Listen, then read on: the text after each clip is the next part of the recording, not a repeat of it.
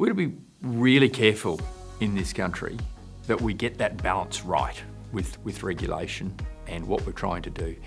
Innovation thrives in an environment where it's allowed to kind of flourish.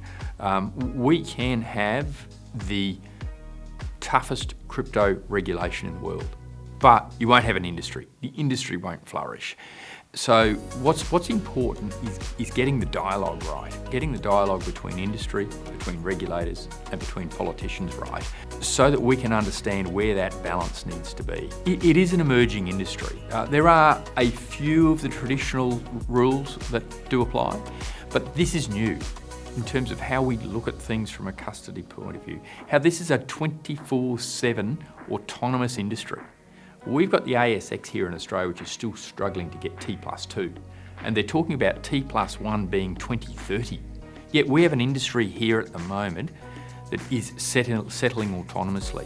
Every 3 seconds, people are getting updates about the value of their crypto and where it is around the world. You can't get that in any other industry. So why wouldn't we want to be kind of supporting that and doubling down on the ability to have innovation without stifling it with regulation that isn't fit for purpose? We're moving from that Wild West into a much more corporatised, responsible industry. Let's not take away from the fact, though, that there are still a lot of nefarious actors in the banking industry that's been around for hundreds of years. So you're going to have that everywhere. The reality of it is that the industry was allowed in the early days to just explode. And that's the excitement, that's what's brought me to the industry. But at the same time, you've got to have governments leaning in and having a conversation. It is a generational issue. They are where they are feeling comfortable, they don't want the boat rocked in the last couple of years of their career. And unfortunately, they're doing a disservice to Australians, and they're doing a disservice to the industry by not having an open conversation. Again, I think it all comes down to what is the risk, what is the harm, what's the appropriate measure. We cannot presume that existing regulation is necessarily appropriate in all circumstances. It certainly will be for some, but not all. And I think it really requires a deep dive and education by industry to explain, like, where is the risk, where is the harm? Why is this different to traditional products or traditional services?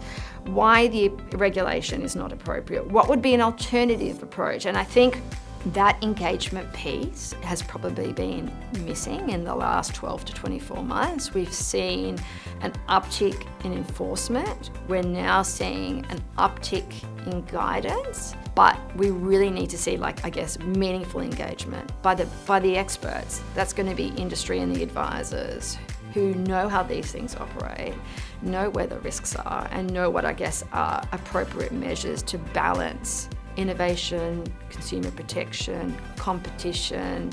So the only way to protect consumers, if that's the government's main purpose, which it usually is with this sort of regulation, the only way to protect consumers is to build an environment which encourages local businesses to innovate and thrive, because in that way they can offer competitive services to local consumers, and consumers will stay here and use those services inside a regulated environment. We can confidently walk in and provide brilliant products that we have available for customers around the world and say, this works everywhere, we've got the best compliance, the best legal teams, the absolute best oversight. We are the most trusted company and we have the safest place for you to play in. If we can offer that, then people are protected. If we can't offer that, or we're not sure, or we don't really know how, then consumers may be accessing it in more risky ways. So clarity allows good actors.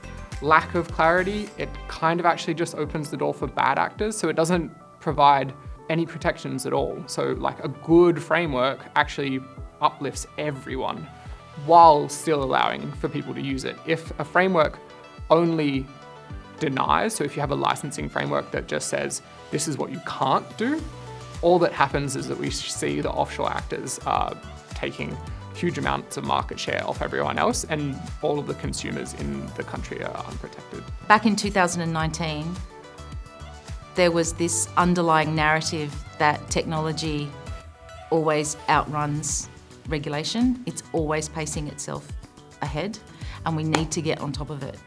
We need to get on top of it. And that was in 2019. And we are now 6 years later.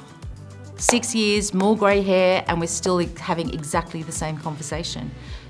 The time is actually now. We are at a point where if we do not make decisions quickly and this year, and we really do try and hold, we really want the regulators to come to the party and if they've drawn a line in the sand, we want that line in the sand to be actually cemented in. If we're going to have some sort of draft legislation or draft information papers being drawn up, we want them by mid-25, so we can start working on things. For Australia to get it right, it would look something like companies like Coinbase could understand their obligations, they could open offices comfortably, have all of the right staff, responsible managers, and know exactly upon what terms Australians can use their products.